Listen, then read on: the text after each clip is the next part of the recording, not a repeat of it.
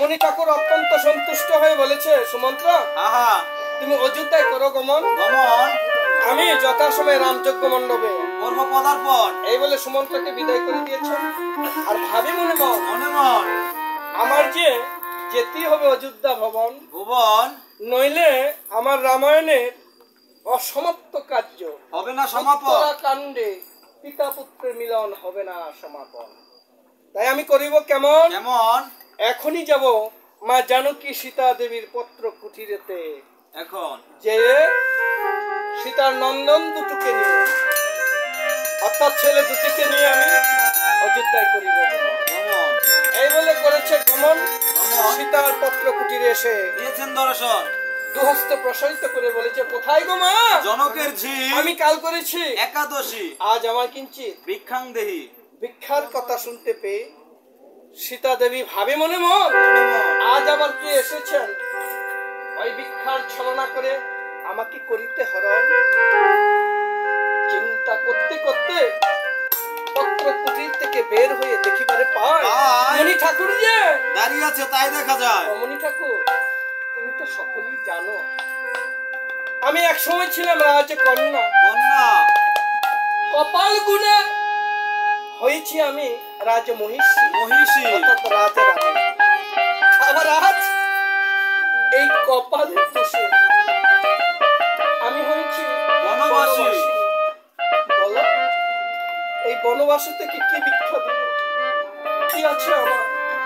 বনবাসে থাকি মোরা, বনেরই খাই ফল, বৃক্ষতলে থাকি মোরা, শিশিরের খাই জল।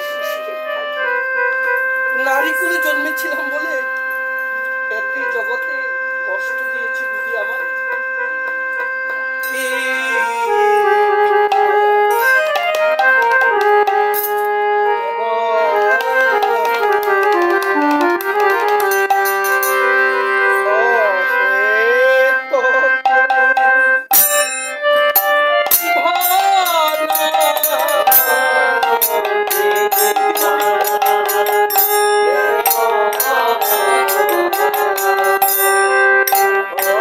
Oh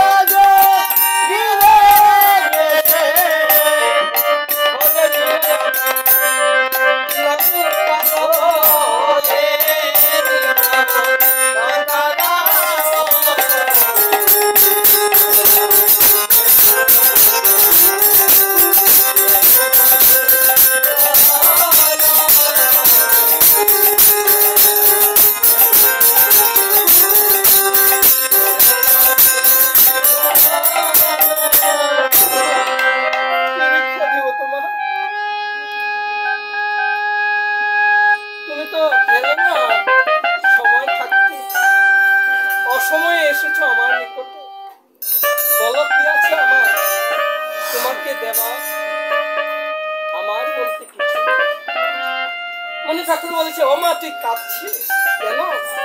আমার কি মনে হচ্ছে জানিস, তোর না দুঃখ রবি অস্তমিত হয়ে গিয়েছে। ওই পূর্ব দিকে না সুখ রবি উদয় হচ্ছে। তুই কাঁদিস না। শোন, আমি কেন এসেছি জানো? কেন? তো অর্থ সম্পদের জন্য আসি। তুই কি মনে করেছিস আমি ক্ষুধার জ্বালা অতিষ্ঠ হয়ে অন্ন ভিক্ষার জন্য এসেছি? ওরে মা, তা কখনোই না।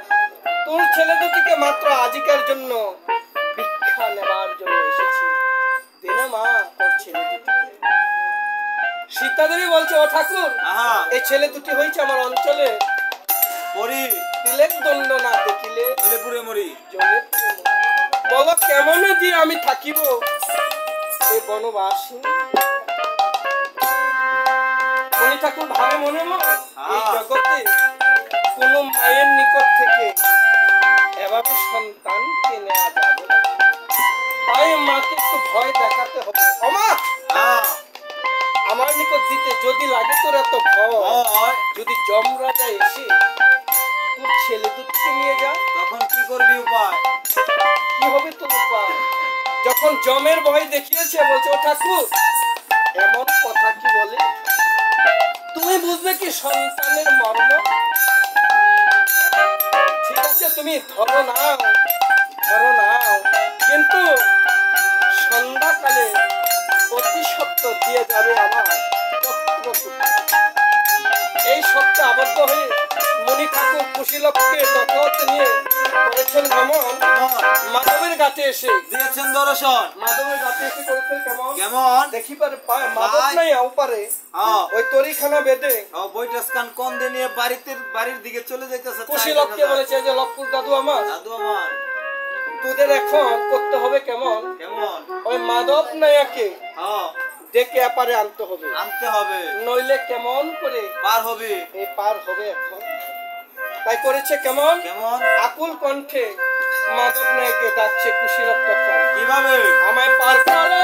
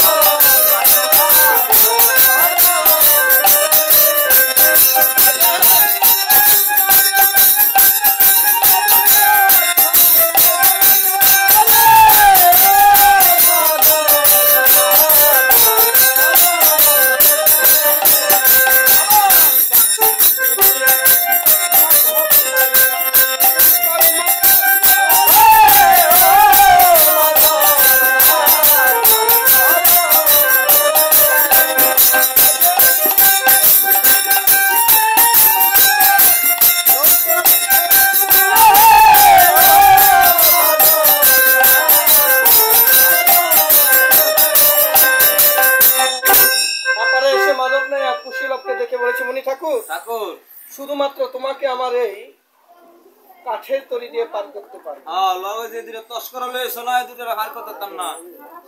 এই দুটো ছেলেকে আমি পার করতে পারবো না, কেননা তাদেরকে একদিন এই কাঠের তরি দিয়ে পার করেছিলাম। এদিকে আমার যে সর্বনাশ করছে গোসাই, সর্বনাশ করেছিল, এই যে আমার কাষ্টের তরিটা স্বর্ণ বানায় লাইছে। ওই বেটা তা তো ভালোই হইছে। ভালোই লোক হইছে। কেন? আমি তো বাইরে থাকতাম পারি না, কারণ বেঙ্গল বা কি করে স্বর্ণ নেবার জন্য আসে।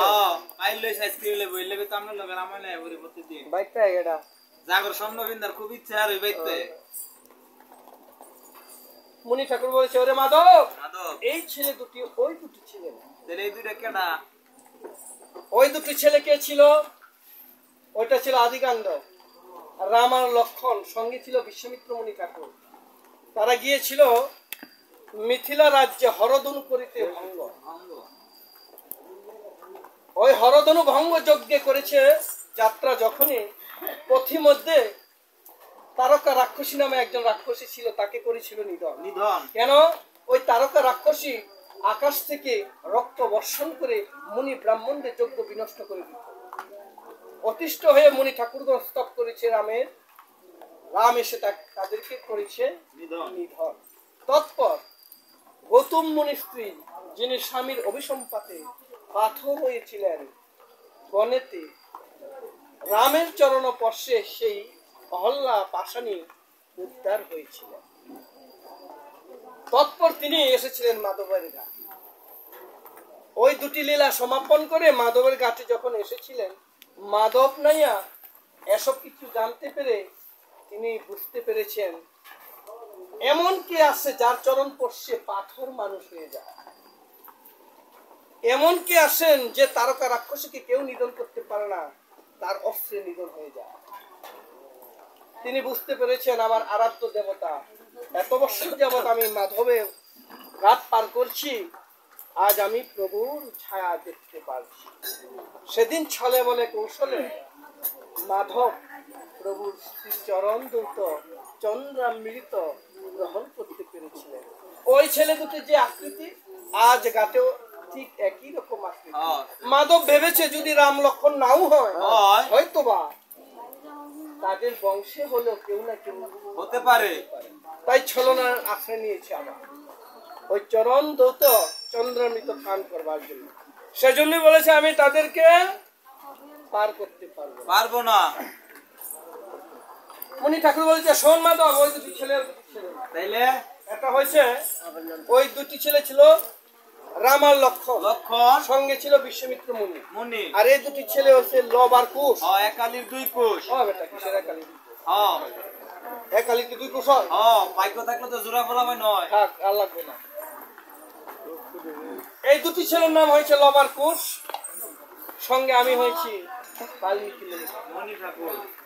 বলছে এই ঠাকুর, যত কিছুই হোক আমার মনে হচ্ছে কি জানো, এই ছেলে দুটি চরণে কিছু না কিছু দোষ আছে। ইতানের পাগুলো আগে বাইরে ভাঙ্গা, এরপরে বঙ্গ হাসপাতালে নিয়ে প্লাস্টার কইরা পরে আমার নখের মধ্যে শুনেছেন কথা বলেছে। কেমন বলেছে মাধব রে, বৃষ্টি আইতাছে রে, জায়গা রে।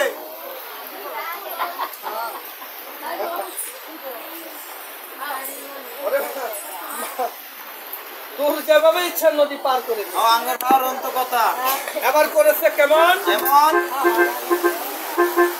চরণ যুগল নদীর জলে দৌত করে নিজের গায়ের আবরণ বিছিয়ে ওই আবরণ দ্বারা চরণ মুছিয়ে নৌকা বসে যখন নৌকা ছেড়ে দিয়েছে, অর্ধেক নদী পথে এসে দেখিবারে পায় মকর বাহিনী গঙ্গা বাসিও উঠতে চাইতে।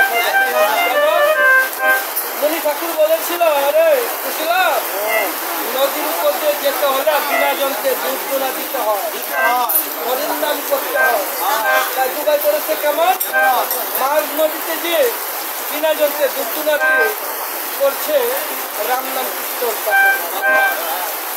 দুঃখের মঞ্জন, দুঃখের মঞ্জন দিয়ে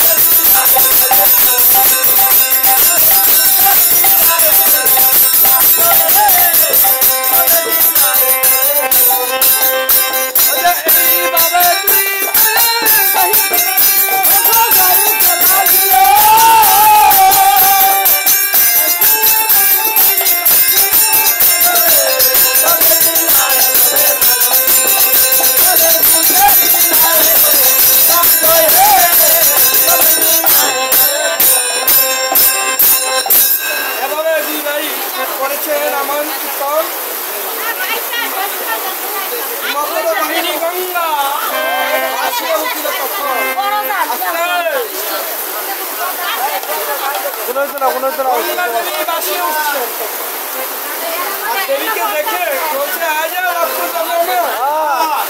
মা গঙ্গা বাসি উঠেছে, সকলে মাকে প্রণাম করো। কেন? সেজন্যই নদীর উপর দিয়ে যেতে হলে মা গঙ্গার স্বরধ্বনি করতে হয়, নদীর জল স্পর্শ করে যেতে হয়, নইলে মা গঙ্গা অত্যন্ত অসন্তুষ্ট হয়ে পড়ে। এভাবে করেছে কেমন কেমন এপারে এসে দিয়েছে দর্শন। কুশীলবকে সঙ্গে নিয়ে মুনি ঠাকুর করেছেন গমন। বরতের নন্দীবাজার গ্রামে এসে কুশীলব দাদু আমার, তোমরা এখানে বসে করো রাম নাম কীর্তন, আমি ক্ষণিকের জন্য অযোধ্যা যাবো।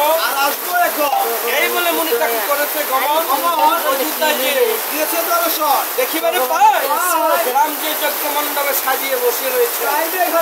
বলেছে রামদেব, এই যজ্ঞ করে তুমি যে পূর্ণ ফল অর্জন করবে আমি আসার পথে দেখে এসেছি। দুটো ছোট্ট বালক করছে রাম নাম কীর্তন পরিবেশন। ভক্তরা রামায়ণ শুনেন এখন, তাদেরকে এনে যদি করাতে পারো রাম নাম কীর্তন, তোমার যজ্ঞের চেয়ে অনেক পূর্ণ ফল লাভ হবে। তখন এবার রামচন্দ্র করেছে কেমন, সুমন্ত্রকে পাঠিয়ে দিয়েছে। সুমন্ত্র এসে দেখিবারে পায় ছেলে দুটি করছে রাম নাম কীর্তন। দেখা যায় কীর্তন শেষে বলেছে বালকগণ, তোদের আমার সঙ্গে যেতে হবে অযোধ্যা ভবন, করতে হবে রাম সভাতে রামায়ণ কীর্তন। তোমার পরিচয়? আমার পরিচয় দেন এখন। আমি হয়েছি রামের শ্রীচরণের দাস, অর্থাৎ নফর। দিনের হইতে অষ্টপ্রহর আমি এক করবে সেই জন্য নফর। ওই নফর নয়, তাইলে ওইটা হয়েছে অষ্টপ্রহর, আর ওইটা হয়েছে নফর মানে চাকর। আমরা কি চাকর বাকর কথা আমরা রামায়ণ গান গাই, আমার কোনো ক্রেডিট ক্রেডিট নাই। হ্যাঁ বলেছে আমরা চাকর বাকরের কথায় যাই না, করিতে রামায়ণ কীর্তন। অতীব অসন্তুষ্ট হয়ে সুমন্ত্র কিঞ্চিত দূরে যেয়ে বসে রয়েছে। তখন বিলম্ব দেখে হনুমানকে পাঠিয়েছে। হনুমান এসে দেখিবারে পায় ওই যে পিতা পুত্রের যুদ্ধ হয়েছিল যে ছেলে দুটির সঙ্গে, এই দুইটাই দেখা যায়। এবার মনে পড়েছে যুদ্ধের কথা হনুমানের, যে যুদ্ধে হনুমানকে লেজে ধরে স্টার্ট করে দিয়েছিল। কিসের স্টার্ট? ঘুরাতে ঘুরাতে উদ্যাকাশে মেরেছিল ঢিল। সেই যুদ্ধের কথা মনে পড়েছে হনুমানের। ভয়ে কম্পিত হয়ে একটি তাল বৃক্ষে উঠে পাপ্পা খেতে লাগিল। তাল বৃক্ষে কি পাপ্পা হয় বেটা? না, তাল গাছের মাঝে যদি একটা পাপ্পা গাছ লাগাই দেন যায় তাহলে তাল গাছের ভয়ে কি পাপ্পা খাওয়া যেত না? কুমায়েরা সুমন্ত্র গেল, হনুমান গেল। এবার বিলম্ব দেখে প্রাণের ভাই লক্ষণকে পাঠিয়ে দিয়েছে যজ্ঞের অশ্ব দিয়ে। লক্ষণ এসে দেখিবারে পায় ছেলে দুটি করছে রাম নাম কীর্তন। দেখা যায় কীর্তন শেষে বলেছে এই যে বালকগণ, তোদের যেতে হবে আমার সঙ্গে অযোধ্যা ভুবন, সেখানে রাম সভাতে করতে হবে রামায়ণ কীর্তন। এই যে মহাশয়, আমি হয়েছি রামের ভাই লক্ষণ। তাহলে আপনার পিতা নাই? আরে দুষ্ট বালকগণ, পিতা থাকবে না কেন? অগ্রে যদি কাউরে পরিচয় জিজ্ঞাসা তাহলে অগ্রে দেয় পিতৃ পরিচয়, আমি দিলেন ভাইয়ের পরিচয়, এর লেগে জিজ্ঞাসা আমার কি আপনার পিতা পিতা আছে? আমার পিতা অবশ্যই আছে। তাইলে কোন? তার নাম হয়েছে রাজা দশরথ। শিক্ষা শিরা ভট্টরথ। তার নাম কি দশরথ? দশরথের ভাই 11। এই যে শুনুন মহাশয়, আমরা জানি চারটি দশরথের কথা, বলছি শ্রবণ করুন। তৎপর বলবে কোন দশরথ তোমার পিতা। বলি কোন দশরথ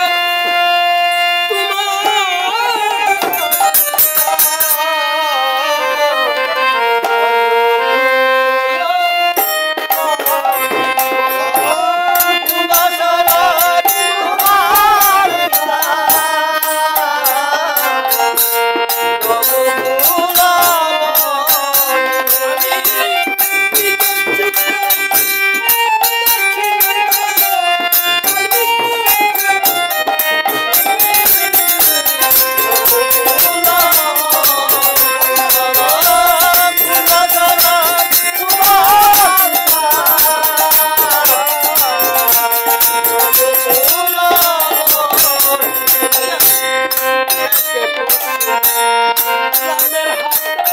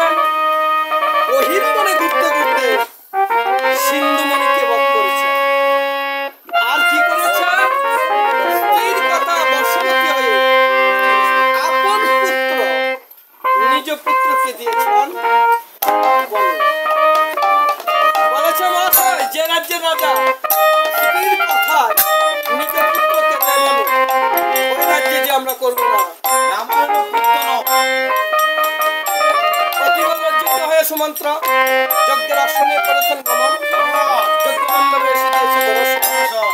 বলেছে আরে দাদা দাদা আরে কিছু রামায়ণ কীর্তনে ছোট্ট ছোট্ট দুইটা বালক, তাদের মুখের কি ভাষা, তাই কইতে নিরাময়ন সকল কিছু শ্রবণ করে মনি ঠাকুর বলেছে রামধন আমি বিনে হবে না কার্য সমাপন, তুমি কিন্তু বিলম্ব করো, আমি ছেলে দুটিকে গিয়ে নিয়ে আসি। এই বলে করেছে গমন, বরাতে নন্দীবাজারে এসে দিয়েছে দর্শন। কুশীলবকে সঙ্গে নিয়ে এবার মনি ঠাকুর পুনরায় অযোধ্যায় করেছেন গমন। পথিমধ্যে ওই গ্রামের রমণীগণ কুশীলবকে দেখে এক দিদি আরেক দিদিকে বলছে ও দিদি দিদি ওই চেয়ে দেখো দেখো কি সুন্দর দুটো বালক। আরেকজন বলছে জানো রামেরই আকৃতি, আবার আরেক দিদি বলছে না না শিরে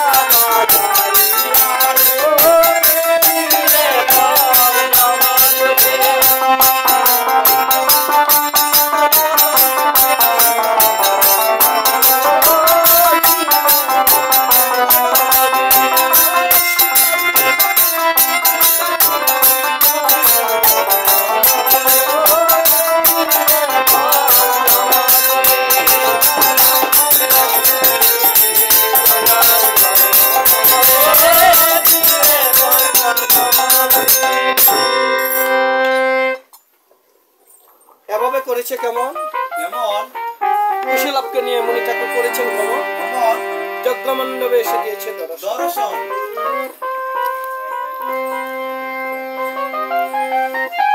যজ্ঞ মণ্ডপে যখন কুশীলবকে নিয়ে মনি ঠাকুর পদার্পণ করেছে প্রভু রাম বলেছে ওরে বালকগণ তোরাই করিস রামায়ণ কীর্তন, তবে আজ তোদের এই যজ্ঞ মণ্ডপে করতে হবে রামায়ণ কীর্তন, তোদের মুখে রাম নাম শ্রবণ করবার জন্য আমার এই হৃদয় আকুল হয়ে আছে। কন্যা তো রাম নাম আরম্ভ, দেখি তোদের রামায়ণ কীর্তন শুনতে কেমন লাগে। এই মূর্খ কুশীলব বলেছে প্রভু তুমি শোনো দিয়ে আমাদের মুখে রাম নাম করতে হলে শ্রবণ কিছু শর্ত পালন করতে হবে। প্রথমত যদি তোমার পিতা মাতা জীবিত থাকে দেখো শর্ত তাদেরকে করতে হবে প্রথমে যজ্ঞ মণ্ডপে আনা, পিতা মাতা হয়েছে প্রধান সারিতে তাদেরকে দিতে হবে প্রাধান্য। তৎপর শক্তিরূপের স্ত্রীকে বানিয়ে রেখে নিজ পুত্রকে সন্তানকে পাড়া প্রতিবেশী সকলকে করতে হবে নিমন্ত্রণ, কীর্তনে নিমন্ত্রণ। তৎপর শ্রবণ করতে হবে আমাদের মুখে রাম নাম কীর্তন। শুনে প্রভু করেছে কেমন কেমন লক্ষণকে বলেছে ভাই লক্ষণ আমার ডান দিকে 3টে আসন বসিয়ে দেওয়া হয়েছে। 3 আসনে বসেছেন কে রামের 3 জন মাতা ঠাকুর, আবার বামেতে বসিয়েছেন কে শক্তি রূপিণী রূপে সীতাকে বসিয়েছেন, তুলে নিয়েছেন কাকে পুত্র রূপে ভক্ত পুত্র। এভাবে সজ্জিত হয়ে বলেছে বালকগণ এখন করো তোমরা।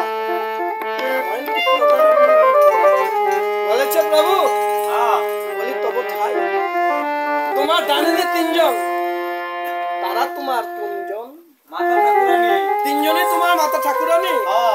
বেশ বামে যে একটি মূর্তি বসিয়ে রেখেছো শক্তি রূপিণী স্বর্ণ সীতা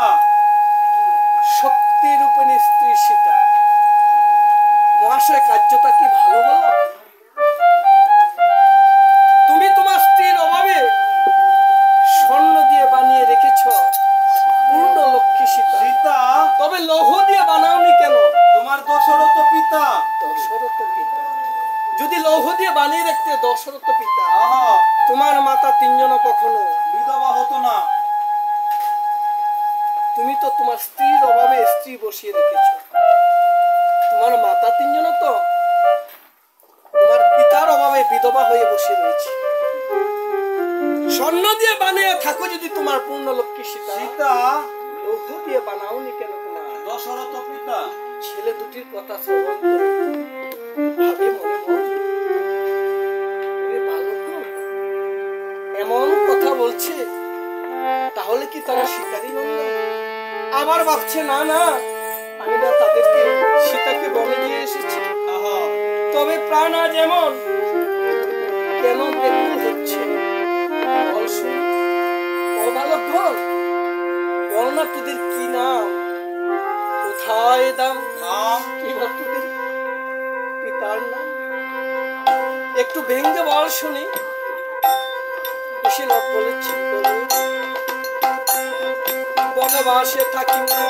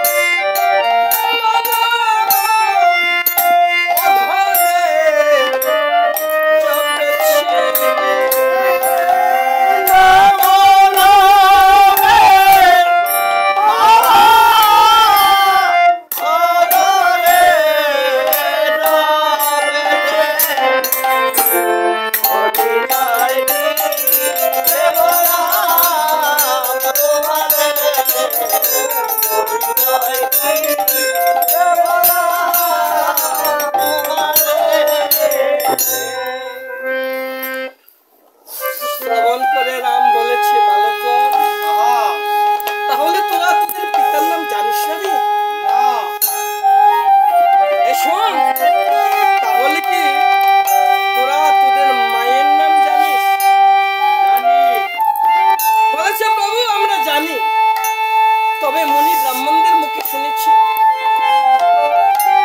মা ঠাকুরানী জীবিত থাকতে মাতৃনাম না মুখে নিতে, তাই আমরা জানি কিন্তু মুখে বলবো না। বলেছে রাম, তাহলে তোরা ধর্ম কথাও জানিস? আচ্ছা বলতো শুনে, তোরা কি বলতে পারবি তোদের মায়ের আকৃতি?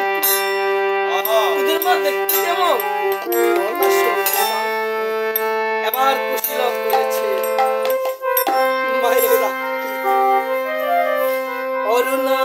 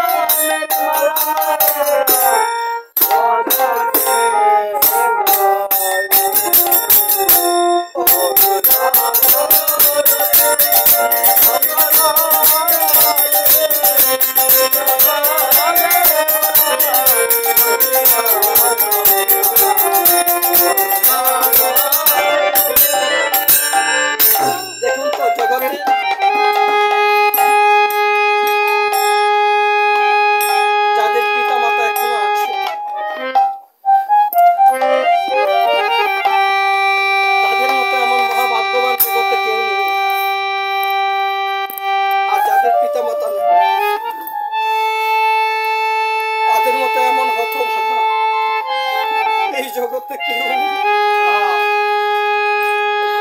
আর যারা তার পিতাকে হারিয়েছে শত চেষ্টা করে আর কখনো বাবাকে ফিরে পাবে না।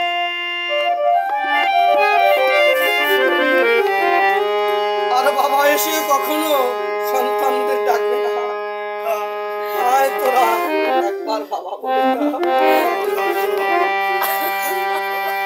আর সন্তানেরও কখনো বাবা কর বাবা বলে ডাকতে পারে। আজ লবকুশের সঙ্গে রামের পিতা পুত্রের পরিচয় হবে, মিলন হবে, কিন্তু এই হতভাগা সন্তানরা কার সঙ্গে মিলন হবে?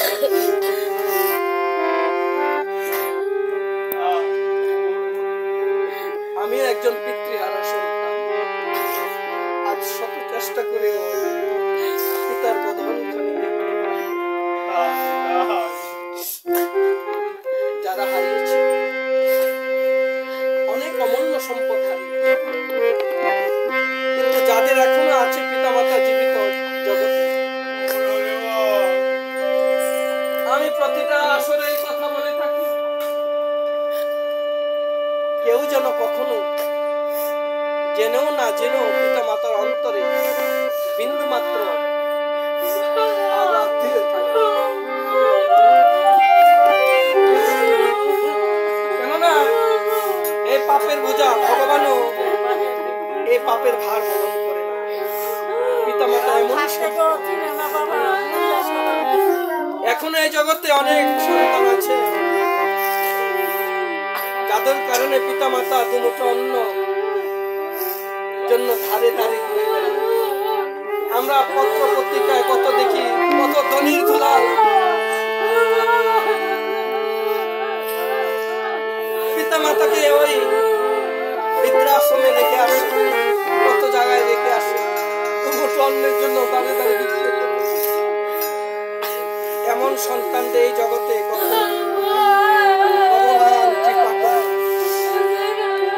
আবার মাতা পিতার সেবা করলে জগতে ওই সন্তানের কখনো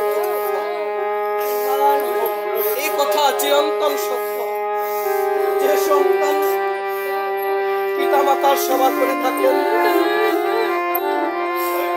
পিতা মাতার চরণ সেবা করে থাকেন, ওই সন্তানদের জগতে কখনো দুঃখ হয় না, কখনো কষ্ট পেতে হয়।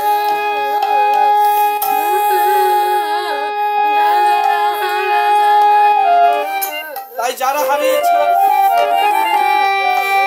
তাদেরকে তাদের পিতা মাতা আর ফেরত আসবে। আমরা এই প্রার্থনা করতে পারবো যেন আমার দয়ালরি নিজে গুণে দিয়ে চরণ করি এই জগতের সকল পিতা মাতা যারা ছেড়ে চলে গিয়েছে তাদেরকে যেন চরণের ঠাঁই দিয়ে থাকে। ভগবান যেন তাদের চরণে, ভগবানের শ্রী চরণে যেন তাদের ঠাঁই দিয়ে থাকে। তাই আজ যে সন্তানরা পিতৃদেবকে হারিয়েছে তার আত্মার শান্তির জন্য আমরা প্রার্থনা জানাবো যেন দয়াময় দয়ালহরি নিজ গুণে দিয়ে চরণতরি তাদের পিতৃদেবকে তার চরণে কৃপা করে থাকে। যত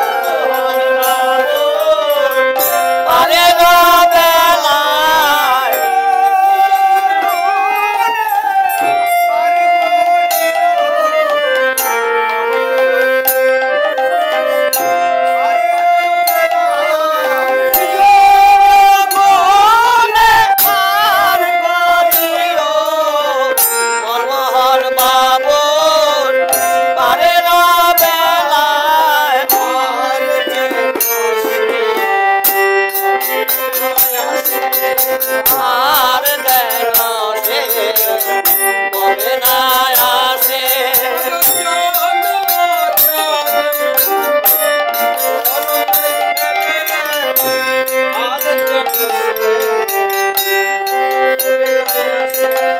জন্মে জন্মে কর্মের ফেরে আর যেন সে কবে না আসে হরি বল হরি বল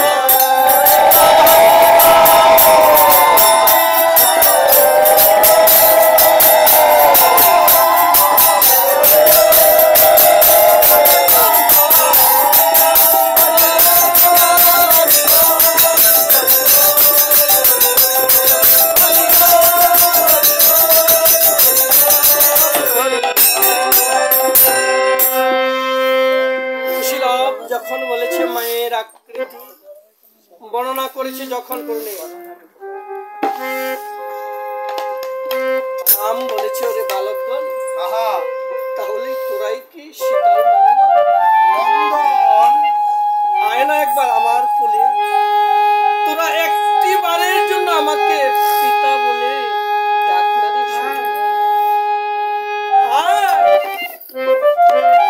একবার আমার কোলে তোদের মুখে ওই পিতা ডাকতে শুনবার জন্য আমার এই হৃদয় বেকুল হয়ে আছে তোরা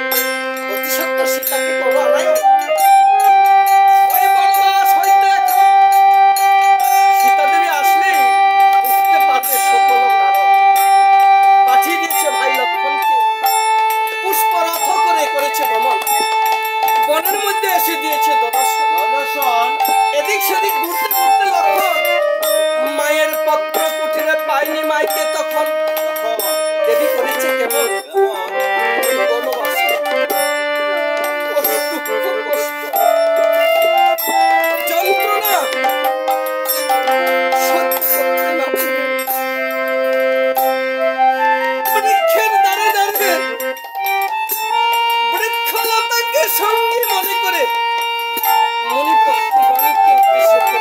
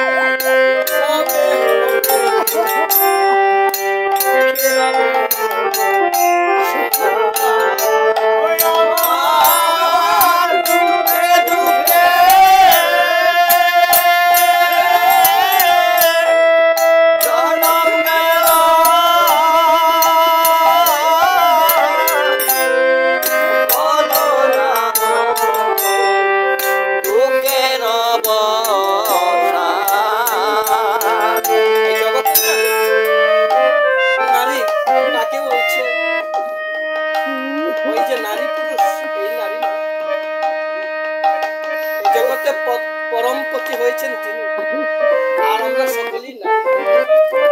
সীতা দেবী কি করেছেন? তত্ত্বটা হয়েছে জগতে সকলেই নারী, পরমপতি তিনি। তাই এখানে নারী পুরুষ আলাদা বলিনি।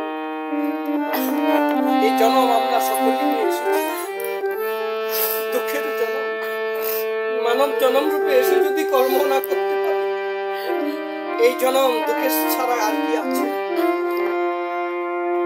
সীতা দেবী জানিয়ে দিয়েছে এই জীবকে, জনম দুঃখী যদি সাধন ভজন না করে, জনমে জনমে দুঃখে দুঃখে কাটতে হবে। লক্ষণ যে বলেছে আমার তুমি আর করুণা প্রধান, তোমার দুঃখ রবি অস্তমিত হয়ে গিয়েছে। পূর্ব দিকে দেখো, পূর্ব গগনে সুখ রবি উদিত হচ্ছে।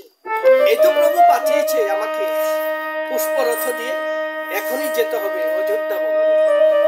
এসেছিস লক্ষণ, জানিস এই জগতে আমি কত কাল যাবত আমি আমার প্রতিশ্রুতির চরণ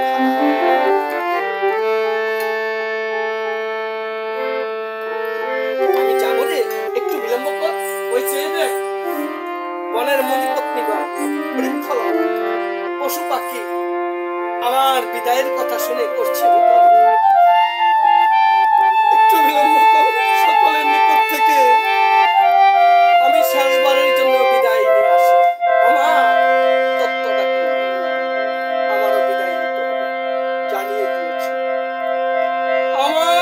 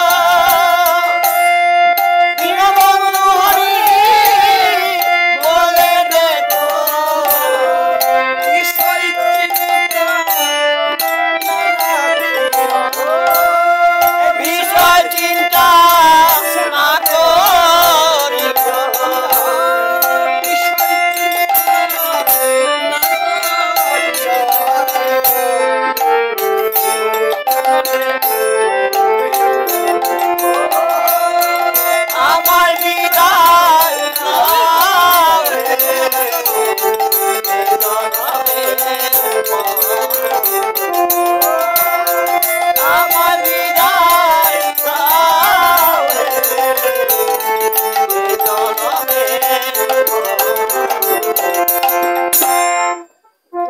এই যে বিদায় জগৎকে জানিয়ে দিয়েছি, তোমাদেরও বিদায় নিতে হবে জগৎ থেকে, তাই বিষয় চিন্তা করো না, হরির নামে থেকে বিদায় নিয়ে সীতা দেবী করেছে গমন লক্ষণের সঙ্গে যজ্ঞ মণ্ডপে এসে 10 মিনিট একটুকুর জন্য অমঙ্গল করবেন না। এবার সীতা দেবীকে কুশীলব যজ্ঞ মণ্ডপ থেকে দেখি দৌড়ে ছুটে এসেছে না, ছুটে যে সীতা দেবীর কোলে বসে সমা তুমি এসেছো, মনে হচ্ছে বদনখানি মাগো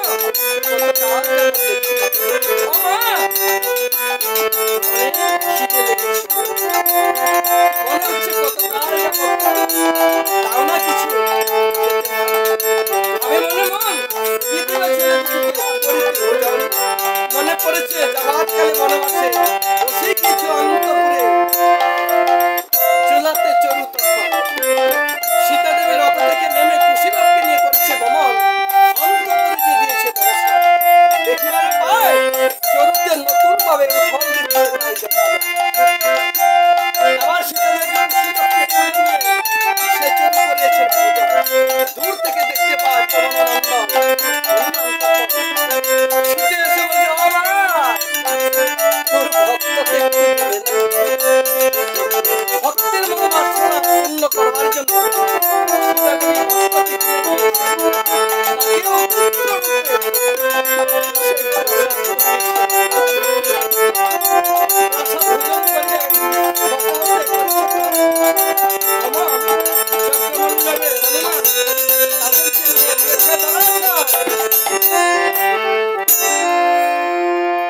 আবার হনুমান করেছে কেমন, সীতা দেবীকে রামের বামে বসিয়েছেন, তখন কুশীলবকে রামচন্দ্রের কোলেতে যখন করেছেন অর্পণ, ঠিক তখনই ৭,০০০ মুনি ব্রাহ্মণের যে কর্তব্য বেদ অধ্যয়ন, সেই বেদমন্ত্র চতুষ্পাঠে ব্রাহ্মণ বলে করছে না, আর নারীগণ কি করেছেন মঙ্গল জোকার ধ্বনি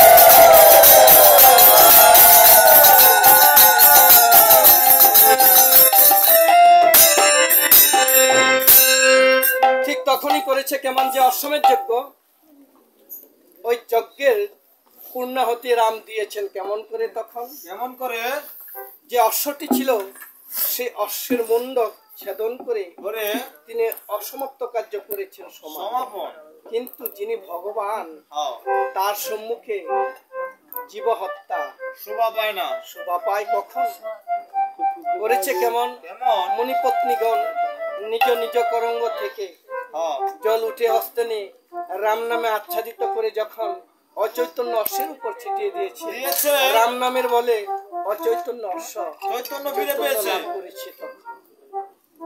আর রামায়ণের উত্তরাকাণ্ডে এই যে হলো পিতা পুত্রের মিলন পালা সমাপন।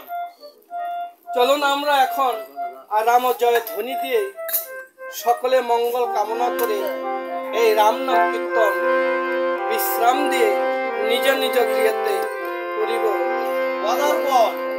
এই বলে হনুমান সকল ভক্তগণকে দেখে দেখে বলেছেন, এমন মধুর মিলনের দিনে জয় ধ্বনি আরম্ভ রাম গুণ কীর্তন। তোরা